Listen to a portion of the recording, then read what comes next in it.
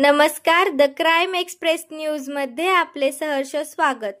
मौजे वेळापूर ग्रामपंचायत या ठिकाणी बेमुदत धरणे आंदोलनाचा आजचा तिसरा दिवस। वेळापूर ग्रामपंचायत या ठिकाणी बेमुदत धरणे आंदोलन सुरू केले।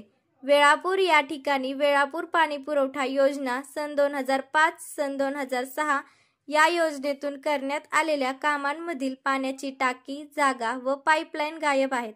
सदर जागा, पाण्याची टाकी व पाईपलाईन इत्यादीच्या बाबतीत वेळापूर ग्रामपंचायतच्या वतीने करण्यात आलेल्या पत्रव्यवहार, शोधाशोध व तपासासह अन्य बाबी सार्वजनिक करण्यात याव्यात ही मागणी प्रामुख्याने आंदोलनकर्ते माननीय काकासाहेब जाधव, माननीय युवराज मंडले व माननीय औदुंबर उर्फ पिनू एडगे, सिकंदर कोरबू, रामभाऊ बोडरे, धनाजी वाघ, शिवाजी बोरकर, नारायण मंडले, समीर काझी आदी ग्रामस्थ यांनी केली आहे। सदर घटनेबाबत जबाबदार असणारे अधिकारी, ग्रामपंचायत अधिकारी यांच्याकडून जर या आंदोलनामध्ये मागण्या केल्या आहेत त्या पूर्ण न झाल्यास, न्याय न मिळाल्यास आम्ही तीव्र आंदोलन करू, असा इशारा आंदोलनकर्ते यांनी केला आहे। तसेच जोपर्यंत न्याय मिळत नाही तोपर्यंत आम्ही हे आंदोलन असंच पुढे चालू ठेवू, असे आंदोलनकर्ते माननीय काकासाहेब जाधव वेळापूर यांनी सांगितले। सदर घटनेस जबाबदार असणारे सर्व अधिकारी यांच्यावर तातडीने कारवाई करून न्याय मिळावा, हेही त्यांनी आमच्या चॅनलशी बोलताना सांगितले। अशाच ताज्या घडामोडी पाहण्यासाठी आमच्या चॅनलला लाईक आणि सबस्क्राईब करा। धन्यवाद। नमस्कार, आज आपण वेळापूर ग्रामपंचायत वेळापूर, तालुका माळशिरस, जिल्हा सोलापूर या ठिकाणी आलेलो आहोत। तर या ठिकाणी 24/6/2024 पासून काही ग्रामस्थ आंदोलन आणि उपोषण करत आहेत। तर हे उपोषण कशा संदर्भात आहे आणि त्यांच्या मागण्या काय आहेत ते आपण आज जाणून घेणार आहोत। नमस्कार काकासाहेब। नमस्कार। आता या ठिकाणी तुमचं जे आंदोलन उपोषण चालू आहे ते त्याचा मेन उद्देश काय आहे? 24 तारखेपासून या ठिकाणी आंदोलनाला माननीय युवराज मंडले आणि पिनूभाऊ एडगे बसलेले आहेत।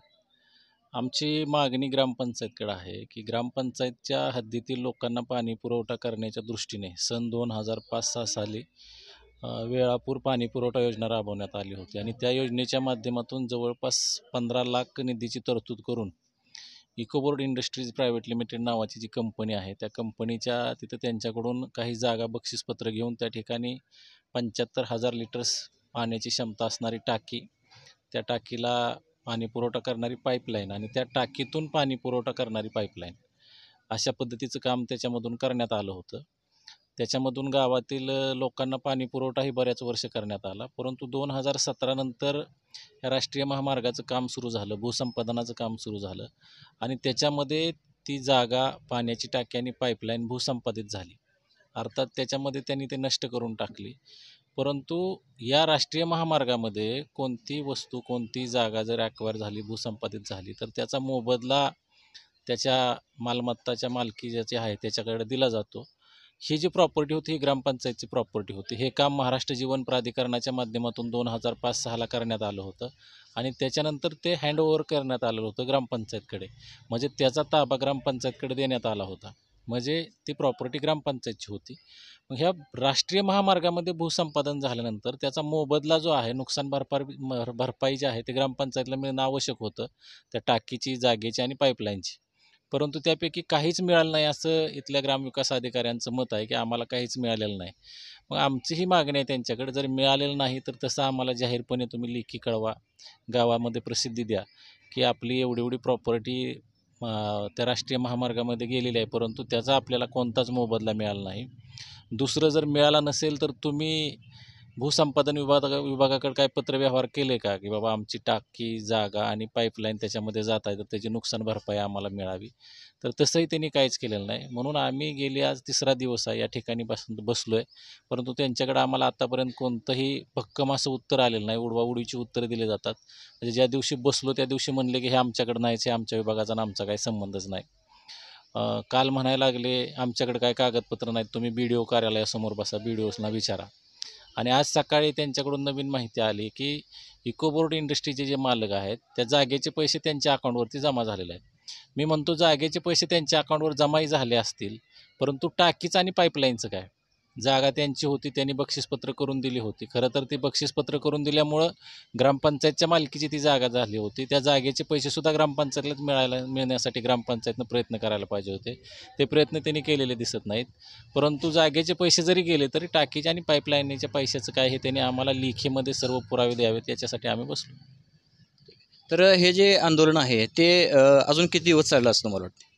जोपर्यंत आम्हाला इथल्या ग्रामविकास अधिकाऱ्यांमार्फत लिखितमध्ये जे काही पुरावे आहेत, जसं त्यांचं म्हणणं आहे की हे पैसे त्या कंपनीच्या मालकाच्या नावावरती जमा झालेले आहेत, तर त्यांनी आम्हाला कागदपत्र दाखवावीत की जागेचे पैसे त्यांच्या नावावरती जमा झालेले आहेत. आणि जे टाकी आणि पाईपलाईन आहे त्याची नुकसान भरपाई कुणाला गेली, त्याचे पैसे कुणाला गेले, किंवा जर त्याचे पैसेच मिळाले नसतील कुणालाच, तर त्याने आम्हाला तसं द्यावं. भूमी अधिग्रहण विभागाकडून त्यांनी पत्र आणावं की या टाकीचे आणि पाईपलाईनचे पैसे आम्ही कुणालाच दिलेले नाहीत किंवा नुकसान भरपाई दिलेली नाही. ते जे आहे ते असं आम्हाला उत्तर देतात की ते टाकी बांधून देतो म्हणलं आहे. मग त्या भूसंपादन विभागानं आमच्या बसस्टँडवरचे जेवढे व्यापाऱ्यांची दुकानं गेले त्यांना दुकानं टाकून द्यावेत, ज्या शेतकऱ्यांच्या जमिनी गेल्यात त्यांना जमिनी घेऊन द्याव्यात, ज्या शेतकऱ्यांची घरं गेलेत त्यांना घरं बांधून द्यावेत. म्हणजे संविधानामध्ये इक्वॅलिटी बिफोर लॉ आहे, कायद्यासमोर सर्व लोक समान आहेत.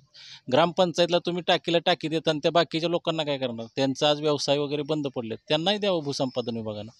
म्हणजे हे जे उडवाउडवीची उत्तर इथल्या प्रशासनामार्फत किंवा ग्रामविकास अधिकाऱ्यांमार्फत दिलेले आहेत ते आम्हाला मान्य नाहीत. जोपर्यंत ह्या विषयाचा छडा लागणार नाही तोपर्यंत हे आंदोलन मग 10 दिवस, 15 दिवस, 20 दिवस, महिना बी चालू शकतं आहे. आम्ही वेळापूर गाव बंदचे हाकसुद्धा नागरिक आमच्याकडे म्हणत की आम्ही 1 दिवस गाव बंद ठेवून तुमच्या आंदोलनाला आमचा पाठिंबा देणार आहे. आम्ही गाव बंद ठेवू किंवा याच्या पुढे हे आंदोलन तीव्र करू. आता जर समजा या ठिकाणी तुम्हाला न्याय मिळो हे 100% आम्हालाही वाटते, पण समजा बायचान्स तुम्हाला या ठिकाणी जर नाही न्याय मिळाला तर इथून पुढची जी काही स्टेज असेल ती काय असेल? न्याय मिळणार नाही हा विषयच नाही, कारण यांची मालमत्ता आहे, ह्यांनी सांभाळण्याची जबाबदारी यांची आहे. यांना शासन प्रशासन जे पगार देत आहे ते यांची गावाची जी ग्रामपंचायतची प्रॉपर्टी ते सांभाळण्यासाठी देत आहे, दप्तर सांभाळण्यासाठी देत आहे.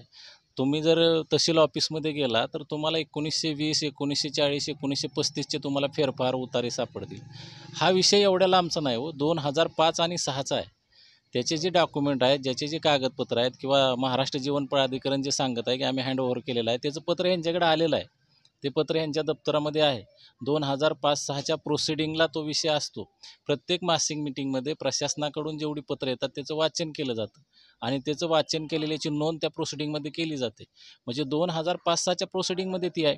दुसरी एक गोष्ट आहे, अशा ज्या टाक्या उभारल्या जातात किंवा काय खूप प्रकल्प उभा केले जातात, याचं ग्रामपंचायतच्या 28 नंबरच्या रजिस्टरला नोंदी असतात.